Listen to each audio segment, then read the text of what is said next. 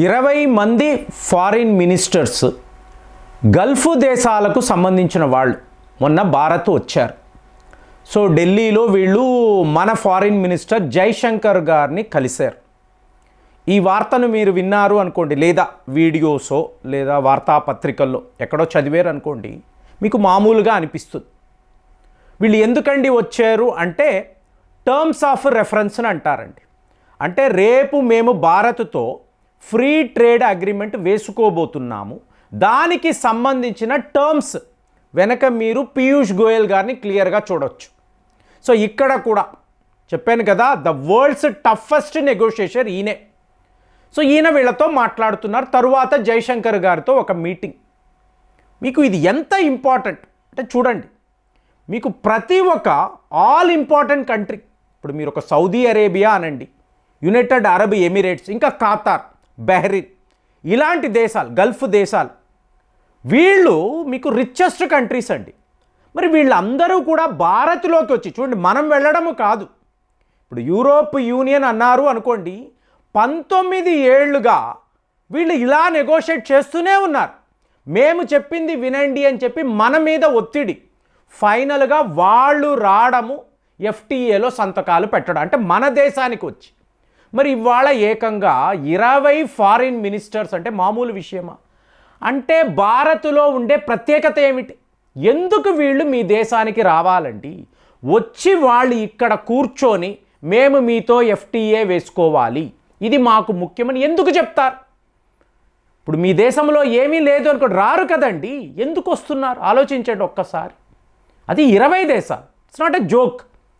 అలాంటిది మీకు ఇందులో critical information, the most important information. మనకేమనిపిస్తుంది, వీళ్ళు వ్యాపారం కోసం వచ్చారు, సో భారత్ నుంచి గల్ఫ్ దేశాలకు ఇలాగ సరుకులు వెళతాయి, మళ్ళీ వాళ్ళ దేశంలో ఎనర్జీ సెక్టార్కు సంబంధించిన వ్యవహారాలు ఉంటాయి, ఇదే అనిపిస్తుంది. చూసే వాళ్లకు అలాగే ఉంటుంది. కానీ మీరు ఒక్కసారి ఆ బ్యాక్గ్రౌండ్లో ఉండే స్టోరీని చూశారు అనుకోండి, సింపుల్గా గల్ఫ్ కోఆర్డినేషన్ కౌన్సిల్ అంటారు, జీసీసీ అంటారు. ఇది ఎంత ఒక గొప్ప గ్రూప్ అంటే, మీకు అరబ్ దేశాలలో ఉండే టాప్ మోస్ట్ కంట్రీస్ అంతా ఈ గ్రూప్లో ఉంటారు. సో వీళ్లకు ఒకప్పుడు గాడ్ ఫాదర్ లాంటి దేశం ఏమిటి? పాకిస్తాన్. అయ్యో పాకిస్తాన్ అలాంటి వాడా అంటే ఒక 25-30 ఏళ్ల క్రితం అలాగే ఉండేవాడంటే. పాకిస్తాన్ అంటే అమ్మయ్య మా వైపు పాకిస్తాన్ ఉందని వీళ్ళందరూ ఫీల్ అయ్యేవాడు, భావించేవాడు, గొప్పగా చెప్పుకునేవాడు. ఇప్పుడు మీరు మెక్కా మదీనా అన్నారనుకోండి, టోటల్ సెక్యూరిటీ వ్యవస్థ పాకిస్తాన్దే. అలాగే Saudi Arabia, United Arab Emirates, వీళ్లకు మిలిటరీ ట్రైనింగ్ ఇచ్చేది ఎవరు? పాకిస్తాన్. వీళ్ళ పైలట్లకు విమానం ఎలా నడపాలి, మిజైళ్లు ఎలా వాడాలి, ఈ టెక్నాలజీ అంతా పాకిస్తాన్ వాడే సప్లై చేసేవాడు. అంత ఇంపార్టెంట్ కంట్రీ, వాడి దగ్గరే కదా అణువస్త్రాలు ఉన్నాయి. అణువస్త్రాలు కలిగిన ముస్లిం దేశాలు అంటే ఒక్క పాకిస్తాన్ గురించే వాళ్ళు గొప్పగా చెప్పుకునేవాళ్ళు. అలాంటి పాకిస్తాన్ ఇవాళ ఒక బెగ్గింగ్ కంట్రీ అంటే, అడుక్కునే దేశముగా వాళ్ళు చూస్తున్నారు. ఈ ట్రాన్స్ఫార్మేషన్ని చూడండి. మనము ఇదే గల్ఫ్ దేశాలతో ఈ ట్రేడ్ అగ్రిమెంట్ 2004 అటల్ బిహారీ వాజ్పేయి గారు ఒక్కసారి ఇందులోకి మనం పెనట్రేట్ అయితే ఎంత మంచి వ్యాపారం. పక్కనే ఉంటారు కదండి వీళ్ళందరూ కూడా. యుఏఈ, సౌదీ అరేబియా అంతా కూడా మాకు చాలా చేరువలో ఉండే దేశాలు. వాళ్లతో ఇలాంటి ఒప్పందాలు అన్నప్పుడు మనము ఆర్థికంగా బాగా ఎదగవచ్చు. ఇది ఆ రోజుల్లో మన ప్రధానమంత్రి వాజ్పేయి గారు ఆలోచించారు. తరువాత ఎలాగో ఈ కాంగ్రెస్ రావడము ఇలాంటి ఒప్పందాలు వద్దు అని వాళ్ళు రద్దు చేయడము, చైనా వాడికి ఎక్కడా నష్టము కలగకూడదు. సో ఆ ఆలోచనతో వీళ్ళు ఇలాంటి చెయ్యనే లేదు. 10 ఇయర్స్లో ఫ్రీ ట్రేడ్ అగ్రిమెంట్ అనేది జరగలేదు. ఇవాళ ఆల్మోస్ట్ 21 ఇయర్స్ అయిపోయిందండి. ఇప్పుడు వాళ్ళు వచ్చి మేము మీతో ఎఫ్టీఏ చేసుకుంటాము అని అంటున్నారు. అంటే చూడండి, 21 ఏళ్లుగా ఈ వెయిటింగ్ అనేది ఉంది. కానీ ఏమైంది, మనము వెళ్ళి వాళ్ళని రిక్వెస్ట్ చేయలేదు. మన యొక్క ఈ పవర్ తెలుసుకొని భారత్తో ఇలాంటి ఒప్పందాలు ఉంటే మనకు బెనిఫిట్ని అనుకొని వాళ్ళే వచ్చారు. మీకు గుర్తుందో లేదో, సుష్మా స్వరాజ్ అని చెప్పి ఒక నాయకురాలు ఉండేవారు. ఈవిడని ఆర్గనైజేషన్ ఆఫ్ ఇస్లామిక్ కోఆపరేషన్కి స్పెషల్ ఇన్వైటీగా వాళ్ళు పిలిచారు, స్పెషల్ గెస్ట్ ఈవిడ. వాళ్ళందరూ బగ్గుమన్నారు. ఇస్లామిక్ దేశాలు కదా, అసలు ఒక హిందూ నాయకురాల్ని ఇలా పిలవడం ఏంటంటే ఇట్స్ ప్రివిలేజ్ అన్నారు.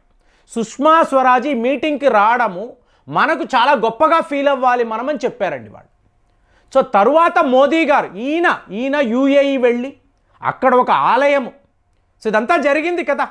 సో రావడము 2014 నుంచి వరస పెట్టి ప్రయత్నాలు చేసి ఇవాళ వాళ్ళను ఇక్కడికి రప్పించి ఇలాగ మీకు టర్మ్స్ ఆఫ్ రెఫరెన్స్ చేయించుకొని, అంటే FTA త్వరలోనే జరిగిపోతుంది. సో ఇక్కడ దెబ్బ ఎవరికి? పాకిస్తాన్ అనబడే ఒక రోగ్ స్టేట్. వాళ్ళు ఎలా చూస్తున్నారు అంటే వీడు ఒక తీవ్రవాద దేశం, సో వీళ్ళ వద్ద ఉన్న వాళ్ళందరూ కూడా తీవ్రవాదులే. ఇలాంటి దేశంతో మనము క్లోజ్ క్వార్టర్స్లో బిహేవ్ చేయకూడదు. ఇప్పుడు సౌదీ అరేబియా పాకిస్తాన్తో ఈ డిఫెన్స్ ప్యాక్ట్ సంతకం పెట్టారంటే ప్రొటెక్షన్ కోసరం అంటే జస్ట్ వాళ్ళందరూ కూలీలు, గ్యాంగ్స్, తుపాకులు పట్టుకొని తిరిగే పాకిస్తాన్ ఆర్మీ మీకు తీవ్రవాదులే. వాళ్ళ సపోర్టు కూడా మాకు కావాలి. డబ్బులు పడేస్తే వాళ్ళు వస్తారు. ఇప్పుడు ఖతార్లో జరిగిన ఫుట్బాల్ వరల్డ్ కప్ సెక్యూరిటీ ఎవరండి? పాకిస్తాన్ ఆర్మీ. అలాగే వీళ్ళు వాడుకుంటున్నారు. మరి రియల్గా చెప్పాలంటే పాకిస్తాన్ నుంచి ఈ గల్ఫ్ దేశాలు అందరినీ కలుపుకోండి, మీకు ఎంత వ్యాపారం జరుగుతుందంటే $5 బిలియన్ మాత్రమే. ఇందులో మెయిన్గా టెక్స్టైల్ ఇండస్ట్రీ అనేది ఉంటుంది, బట్టలు. ఇదే పాకిస్తాన్ వాడు వాళ్ళకి చెయ్యగలరు. అదే భారత్ను తీసుకున్నారు అనుకోండి, $180 బిలియన్ మనం వాళ్ళతో వ్యాపారం చేస్తాం. అంటే ఈ కంపారిజనే తప్పు, కానీ చెప్పాలి కదా. వాడు గొప్పగా చెప్పుకుంటాడు కదా, వీళ్ళందరూ నాతోనే ఉన్నారు, బ్రదర్హుడ్ మాది అంతా కూడా ఒక గ్రూప్, ఇవన్నీ పాకిస్తాన్ వాడు మాట్లాడతాడు కదా. ఏం చేస్తున్నాడండి? మదీనాకు వెళ్తున్నారు, అక్కడ అడుక్కుంటున్నారు, నేరాలు చేస్తున్నారు, పెద్ద మీకు గొడవలు అక్కడ పాకిస్తాన్ వాళ్ళ వల్లే. వీళ్ళని అందరినీ తరిమేయండి అని చెప్పి మీకు Saudi Arabia, United Arab Emirates వీళ్ళు నిర్ణయాలు తీసుకున్నారు. వస్తున్నారు, ఇక్కడే ఉండిపోతున్నారు, ఉండిపోయి అడుక్కుంటున్నారు. అంటే మా దేశాన్ని ఎంతలాగా అవమానించాలో. మేము రిచెస్ట్ పీపుల్ అండి, ఇక్కడ అడుక్కోవడం ఏంటి? పాకిస్తాన్ వాళ్ళే పనులు చేస్తున్నారు. ఇదంతా ఏమిటి? మనము ప్రపంచ స్థాయిలో ఇంటర్నేషనల్ ప్లాట్ఫామ్లు బాగా ఎక్స్పోజ్ చేసాం. ఇక ఫైనల్గా పహల్గామ్ జరగడము, ఆపరేషన్ సింధూర్, అంటే భారత్ దాడులు చేస్తే పాకిస్తాన్ ఏమీ చెయ్యలేదు. ఇది అరబ్ దేశాలందరికీ తెలిసిపోయింది. అంటే ఇండియాను ఎవరూ కూడా ఇక్కడ ఈ రీజన్లో ఎదిరించలేరు. ఈ నిజాలు తెలియడంతో మిలిటరీ పవర్ అనండి, అలాగే వ్యాపారము అనండి. ఇప్పుడు మీరు ఈ దేశాలను చూసారనుకోండి, వీళ్ళు పూర్తిగా ఆయిల్స్ మీదే ఆధారపడతారు. ప్రపంచంలో ఆయిల్ ప్రొడ్యూసింగ్ కంట్రీస్ వీళ్ళు. కానీ ఈరోజు వాళ్ళు ఏం ఆలోచిస్తున్నారు? ఇక్కడ ఇది సరిపోదు, ఎనర్జీ సెక్టార్ కాదు, మనము సాఫ్ట్వేర్లో ఉండాలి, అలాగే మెడికల్ ఫీల్డ్లో బాగుండాలి, పెద్ద హాస్పిటల్స్ ఉండాలి, ఫెసిలిటీస్ ఉండాలి, ఆర్టిఫిషియల్ ఇంటెలిజెన్స్ కావాలి.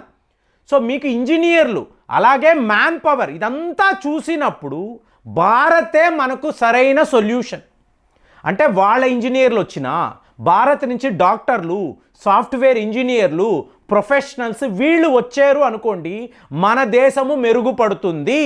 అంటే మనకేమైందండి? విపరీతమైన జాబ్ ఆపర్చునిటీస్. ఇవాళ మనము ఎంతలాగా, అంటే ఈ అరబ్ దేశాలలో మనం ఎంతలాగా ఉద్యోగాలు చేస్తున్నాము అంటే 10 రెట్లు మారిపోతుంది ఈ FTA జరిగితే. అంటే మనకున్న ఆపర్చునిటీస్ వైడ్ ఓపెన్ అండి. పాకిస్తాన్ని ఈ గ్రూప్ నుంచి తరిమేయడము కాదు, టోటల్గా వీళ్ళ మార్కెట్ను మనం క్యాప్చర్ చేయగలం.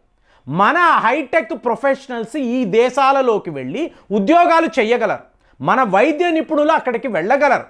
అలాంటి ఒక ఆపర్చునిటీ, గ్రేట్ ఆపర్చునిటీ. సో 20 మంది ఫారిన్ మినిస్టర్స్ ఇక్కడికి వచ్చి ఇలాగ సంతకాలు పెడుతున్నారు అంటే భారత్కును ఇలాగ ఈ గల్ఫ్ దేశాలకు మధ్య ఎలాంటి స్నేహం ఉంది, ఎలాంటి ఒప్పందాలు ఉందో ఒక్కసారి ఆలోచించండి. అదే జరిగింది. ఇదేదో మామూలు విషయం అనుకోకండి. పాకిస్తాన్ని లిటరల్గా తన్ని తరిమేసేమో అనేది ఇందులో నిజము. మరి ఇలాంటి వార్తలు విన్నప్పుడు మీ ఫీలింగ్స్ ఎలా ఉన్నాయి? కామెంట్స్లో రాయండి. మళ్ళీ వచ్చే వీడియోలో కలుద్దాం. జై హింద్.